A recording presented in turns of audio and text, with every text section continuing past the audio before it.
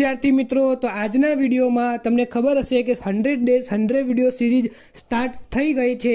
એનો બીજો દિવસ છે અને આજના બીજા દિવસમાં આપણે માર્વેલનું આંકડાશાસ્ત્રનું પ્રશ્નપત્ર નંબર 1 સોલ્વ કરવાના છીએ. તો ચલો આગળ વધીએ. એના પહેલાં જો તમે ચેનલ પર નવા હો તો સબસ્ક્રાઈબ કરજો અને વિડીયોને એન્ડ સુધી જોજો અને લાઈક કરજો. તો ચલો લેટ્સ ગો. હા, તો આજે આપણે આંકડાશાસ્ત્રનું 2024 માટેનું પ્રશ્નપત્રનું પરિરૂપ જોઈશું. એમાં આપણે જોઈશું કે પ્રશ્નનો પ્રકાર, પ્રશ્નોની સંખ્યા અને કુલ ગુણ કેટલા રહેશે. કુલ ગુણ રહેશે 100.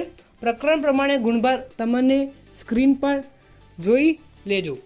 તો હવે આપણે સ્ટાર્ટ કરીએ સોલ્યુશન કરવાનું.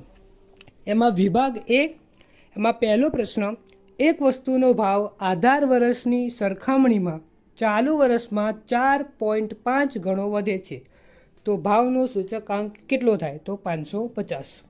જો આધાર વર્ષ 2020ના સાપેક્ષમાં વર્ષ 2021માં નાણાંની ખરીદ શક્તિ 0.75 હોય તો વર્ષ 2021 માટે ભાવનો સૂચકાંક કેટલો થાય? તો 133.33.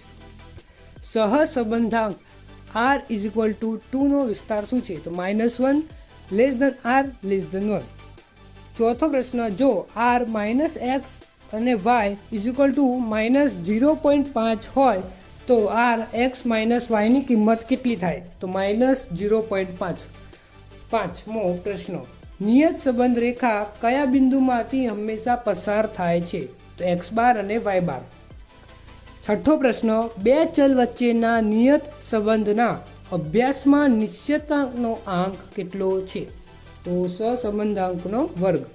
સાતમો પ્રશ્ન, હડતાલના કારણે કોઈ એક કંપનીના ઉત્પાદનમાં થયેલો ઘટાડો કઈ વધઘટ દર્શાવે છે? તો યાદચ્છિક. આઠમો પ્રશ્ન, વલણ શોધવાની કઈ રીતથી ટૂંકા ગાળામાં પુનરાવર્તન પામતી વધઘટોની અસર સૌથી સારી દૂર થાય છે? તો ચલિત સરેરાશની રીત. નવમો પ્રશ્ન, સંભાવનાની પ્રશિષ્ટ વ્યાખ્યા બીજા કયા નામે ઓળખાય છે? તો ગાણિતિક વ્યાખ્યા. દસમો પ્રશ્ન, જો PAB = PA અને PB = PB હોય તો ઘટના A અને Bની કેવી ઘટનાઓ હોય? તો નિરપેક્ષ ઘટનાઓ. 11મો પ્રશ્ન, નીચેનામાંથી કયો ચલ એ અસતત ચલનું ઉદાહરણ બનશે? તો વિદ્યાર્થીના જન્મનું વર્ષ. 12મો પ્રશ્ન, એક અસતત ચલ xના સંભાવના વિતરણ માટે EX/5 હોય તથા EX² 35 છે તો વિતરણ શું થાય? તો 10. 13મો પ્રશ્ન, n = 10 પ્રાંચલવાળા ધન વિષમ દ્વિપદી વિતરણ માટે નીચે આપેલ કિંમતો પૈકી કઈ કિંમત મધ્યકની હશે? તો 3. 14મો પ્રશ્ન, પ્રામાણ્ય ચલના મધ્યક અને વિચરણ નીચેના પૈકી કયા છે? તો 0 અને 1. 15મો પ્રશ્ન, પ્રામાણ્ય વક્રમાં U થી ડાબી બાજુના પ્રદેશનું ક્ષેત્રફળ કેટલું થાય? તો 0.5. 16મો પ્રશ્ન, એક પ્રામાણ્ય ચલનું વિતરણ n 14.26. 17મો પ્રશ્ન, લિમિટ x - 2 10ની કિંમત શું થાય? તો 10. 18મો, લિમિટ x⁴ - 81 x - 3ની કિંમત શું થાય? તો 108. 19મો પ્રશ્ન, y = ax + b જ્યાં a અને b અચળ હોય તો dy/dx શું થાય? તો a. 20મો પ્રશ્ન, બે વિધેયો vu અને vxના વિધેયો હોય તેમના ગુણાકારનું વિકલિતનું સૂત્ર કયું છે? તો d છે જવાબ એનો. અહીંયા વિભાગ એ પતી જાય છે. હવે આપણે જઈશું વિભાગ બી તરફ. વિભાગ બીમાં તમને સ્ક્રીનમાં જોઈ શકો છો કે તમને જવાબ આપેલા છે, તમે જવાબનો સ્ક્રીનશોટ લઈ શકો છો. તે આપણે હવે વિભાગ સીમાં જોઈશું. વિભાગ સીમાં પહેલો પ્રશ્ન છે, ફુગાવાનો દર શોધવાનો છે. એનો મેં જવાબ આપેલો છે, એનો જવાબ આવશે 10.32%. એને પછીનો પ્રશ્ન કે જેમાં આપણે સહસંબંધાંક શોધવાનો છે, કોવી XYનું સૂત્ર લઈને એમાં R આપણને મળશે 0.5.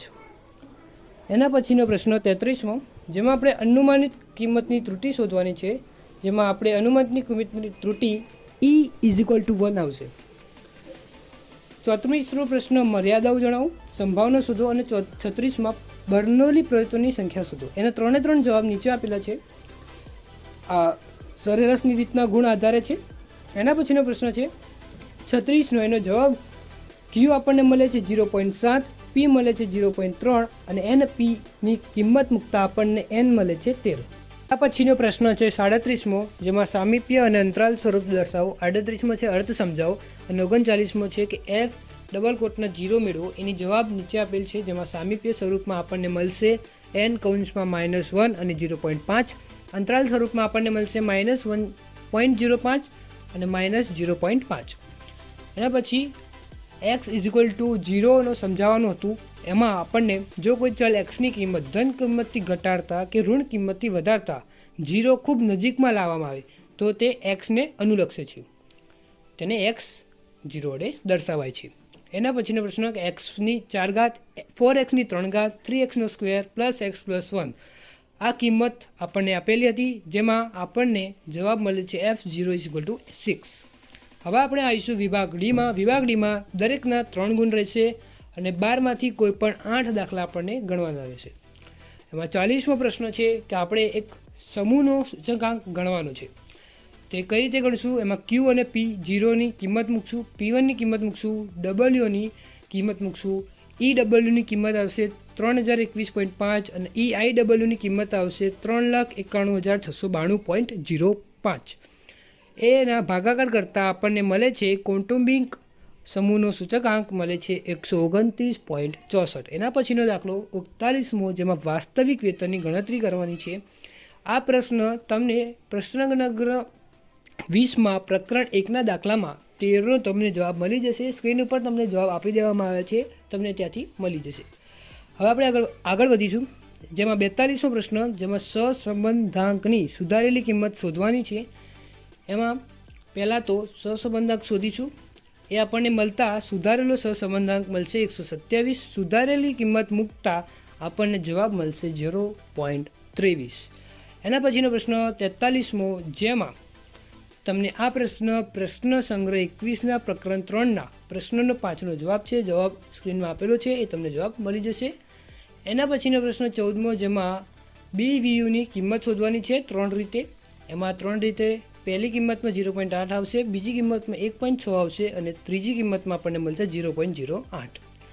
એના પછીનો પ્રશ્ન 45, 46 અને 47 એના નીચેના જવાબ આપેલા છે. 45માં આપણે σT/n મળશે 4.5, σy/n મળશે 43, b મળશે 4.9, a મળશે 65.05 અને y+a+bt મળશે આપણને એ સૂત્રો અનુસાર નીચે આપેલ છે.